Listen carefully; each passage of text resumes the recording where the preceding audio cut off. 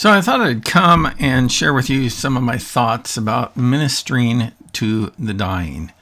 I'm Pastor Kerry. I've been doing pastoral work for about 50 years now.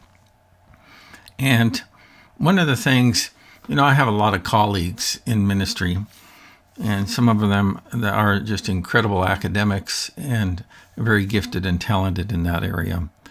And they have kind of the luxury of contemplating the deep truths of God and spirituality from a cloistered office, so to speak. But when you are doing pastoral work, you don't always have that luxury. And from time to time, that you get tapped on the shoulder and it's your turn to take that front row seat on human suffering. During the span of my ministry, I've had that. I consider it an honor. It's not easy, but I do consider it an honor to stand in that moment, and particularly with those who are dying. Just last night, I was in the emergency room and visiting helping a man who has terminal cancer. And it was admitted into the emergency room, and it's just a very difficult case. Earlier on in that day, I had taken him to his radiology appointment, but he couldn't take his radiology because he couldn't breathe. And so we got him off the table, and then I took him over to the emergency room. He once we'd get off his back, he could breathe okay, but so I took him to the emergency room, but he's in extreme pain. The cancer has progressed to his bones, and that it's just debilitating. He can't walk any longer. He lives independently, but that just is not an option anymore. It's one of these things where it's been one roadblock after another. He's been going down a path seeking treatment and care, but then that becomes a dead end.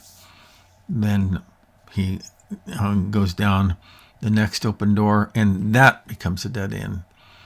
And then he tries something else, and that becomes a dead end.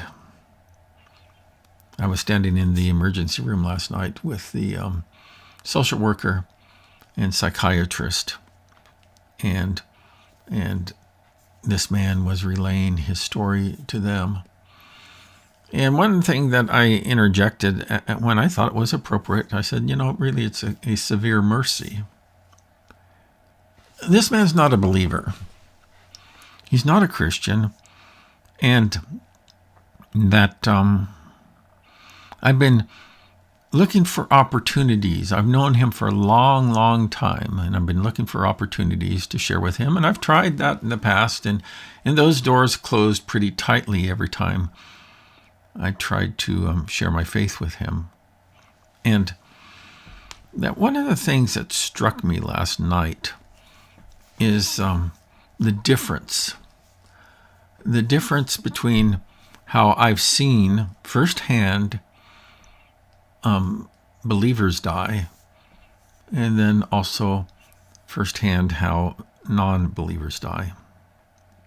That now I'm not saying, and I don't want to give any false impressions that death somehow is an easy experience for the believer. I've seen plenty of Christians, and some Christians actually that I highly respect, who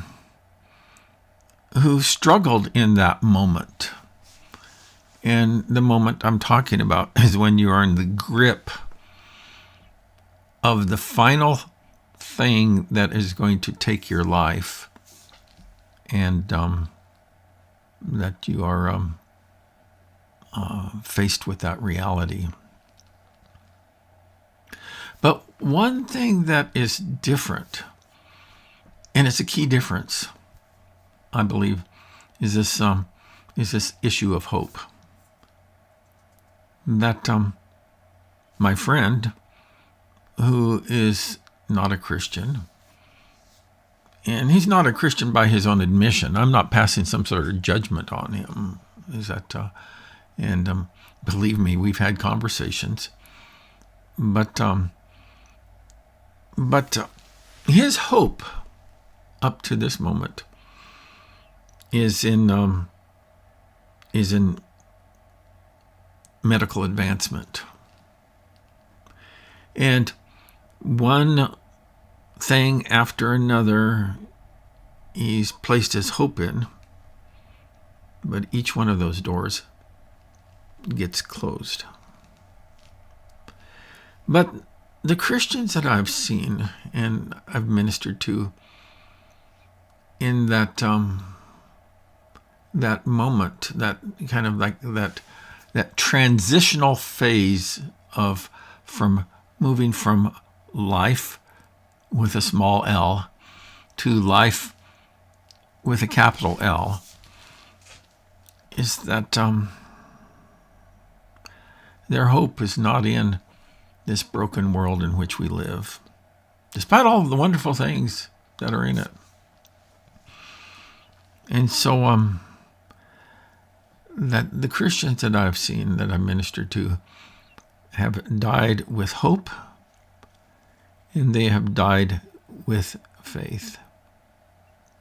As a matter of fact, one of the most dramatic testimonies that I heard was a minister friend of mine, and I've had a number of minister friends who have died, one here, actually two just recently, but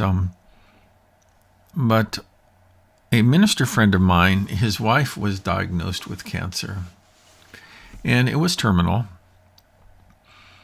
And one of the things that she said that just was a profound testimony for me as he relayed the story was that she said to the doctor, "You can't scare me with heaven." You know, wouldn't that be wonderful if we all had that same sense that you just can't scare me with heaven? There's a couple verses I would like to read here, and they're found in the book of Ecclesiastes.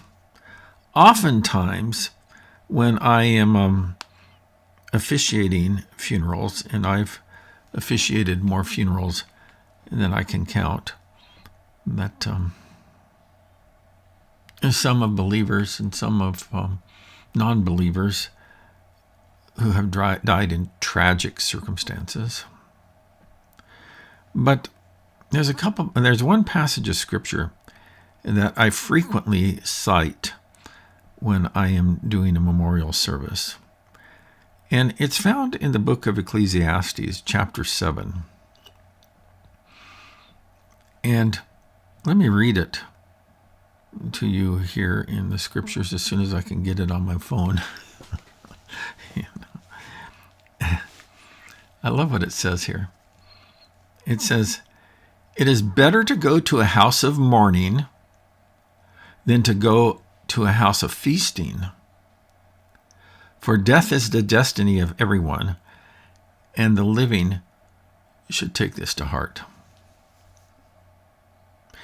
Death is the destiny of everyone, and the living, that's us, should take this to heart. What the writer of Ecclesiastes is saying there is that parties are a distraction, and obviously that there's nothing wrong with going to a party.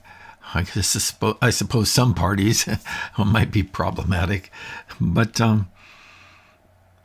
he says it's better for you to go to a house of mourning. One of the things that I've noticed in those times is that in the time when a friend or loved one or acquaintance has passed, is that death arrests people's attention. In their sphere of influence, their connections that they've made in life, is that everybody stops, everybody recognizes that, and some of them come to the memorial service. At that memorial service, it's a opportunity for us to reflect on the reality that we all are going to face. It's interesting that the book of Ecclesiastes is a book about choices. That's really what it's about. And that the writer, he tests various aspects of life, wisdom and folly, pleasure, religion, money, fame, success, and so on and so forth. It's just many different aspects of life that he tests. And then he says this, and this is interesting because the book is really a weird little book. It really is. And it's actually one of the few, before I became a Christian, it was one of the few Bible books that I bothered reading. And I found it to be really interesting. So there you go. It's kind of nihilistic in its approach, in many respects. But until we get to the end of the book, and here's what it says. So after the writer has tried out these different features, these different aspects of life, he says this: "Now all has been heard. Here's the conclusion of the matter. Fear God and keep his commandments, for this is the whole duty of all mankind. For God will bring every deed into judgment, including every hidden thing, whether it is good or evil." I've been racking my brain on how I can talk to my friend with cancer now. Matter of fact, I just got off the phone with him before making this broadcast. He's in the hospital. You don't need to know his name to know that you can be praying for him. And many people are. But I asked him, well, what's going to happen next now? Are you going to go into short-term care? And he says, well, there's a new wrinkle in all of this. He says that the cancer doctors say that that treatment's not going to be effective, that I'm terminal. I've been racking my brain how to talk with him. I even reached out in that moment, but he wasn't ready. And one of the things that I'm going to try in my conversation with him is, because he has this idea that, well, as long as my good outweighs my bad, I'll probably be okay. And I said, if you think like that, you're not going to make it, because that's not what justice is about. Here's how in order to reframe it, how I would communicate that idea is that instead of thinking about sin as a personal offense, we need to start thinking and maybe communicating to those who don't understand the concept of sin anymore, is we need to communicate the idea of sin as being crimes against God. Now, all of a sudden, it's moved from this kind of like personal offense thing that just, that God in his, he's just going to sweep that away and saying, okay, well, boys will be boys or whatever thing. Is that if we think about sin, and maybe use the metaphor of it being a crime against God, then what that cries out for is justice.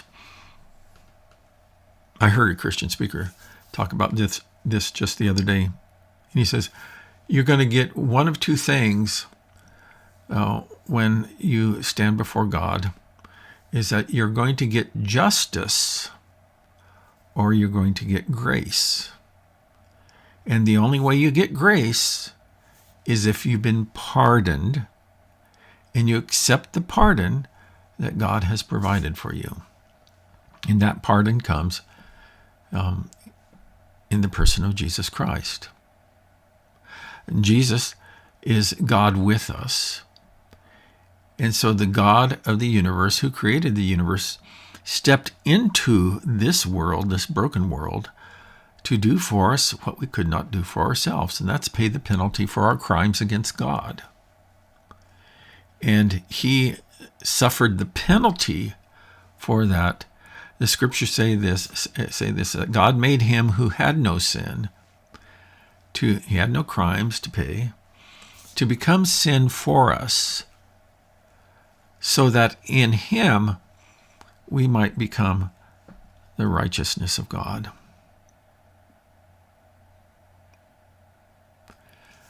When I think about my friend, is that I hope that he turns his heart towards God in these final days of his life. I truly do. And I'm convinced that if he does that, if he accepts the pardon in Jesus Christ that God has made for us, that he won't face justice when he stands before God. But I am certain of this, at least as certain as I can be, is that even if you don't believe that God exists, and my friend doesn't, at least he says he doesn't, and even if you don't believe that heaven is real, that doesn't change the nature of reality. You see, your beliefs say a lot about you, but your beliefs don't necessarily say anything about reality. And I'm convinced that God is real. I'm convinced that heaven awaits us.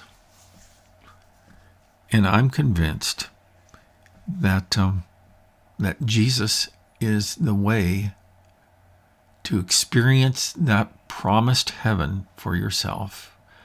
And Jesus himself said while he was here on earth, I am the way, the truth, and the life.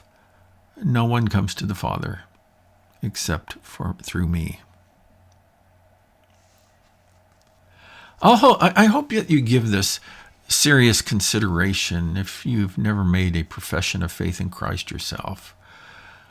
I hope that you will think seriously about this because, like I say, regardless of what you think or what you might believe about the nature of reality or the nature of religion or whatever else, that does not change what's really real. And what is really real is that God exists. And he loves you. He loves you so much that he will come on a rescue mission to save you. But he also will not violate your choice of whether or not, like in the book of Ecclesiastes, of whether or not you're going to honor him, fear him, and decide to commit your life to keeping his commandments. Thanks for tuning in and spending a little bit of time with me on this. Pray for my friend. And pray for the friends in your life. If you're a Christian, pray for the friends and family members in your life that desperately need God's grace and pardon. That's it for now.